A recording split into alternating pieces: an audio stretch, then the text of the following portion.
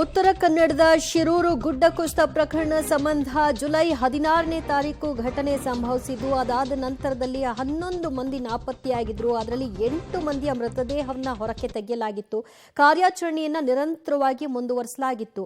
ಆದರೆ ಈ ಕಾರ್ಯಾಚರಣೆಯಲ್ಲಿ ಇನ್ನು 3 ಮೃತದೇಹಗಳು ಪತ್ತೆಯಾಗಬೇಕಿತ್ತು. ಲಾರಿ ಕೂಡ ಐಡೆಂಟಿಫೈ ಮಾಡಿದ್ರು, ಆದರೆ ಮೇಲಕ್ಕೆತ್ತೋದಕ್ಕೆ ಸಾಧ್ಯವಾಗ್ತಾ ಇಲ್ಲ. ಯಾಕಂದ್ರೆ ನೀರಿನ ಫೋರ್ಸ್ ಆಗಿದೆ.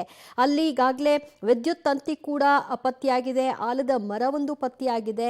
ಇದೆಲ್ಲದರ ಮಧ್ಯೆ ನದಿ ಪಾತ್ರದಲ್ಲಿ ಬಹಳಷ್ಟು ಶೋಧ ಕಾರ್ಯಾಚರಣೆಯನ್ನ NDRF ಟೀಮ್, ಸೇನಾ ತಂಡ ನಡೆಸಿತ್ತಾದ್ರೂ ಕೂಡ ಸಂಜೆಯ ಒಳಗೆ ಬಹುತೇಕ ಕಾರ್ಯಾಚರಣೆಯನ್ನ ಅಂತ್ಯಗೊಳಿಸಿಕೊಳ್ಳೋದಕ್ಕೆ ನಿರ್ಧಾರವನ್ನ ಮಾಡಿದ್ದಾರೆ.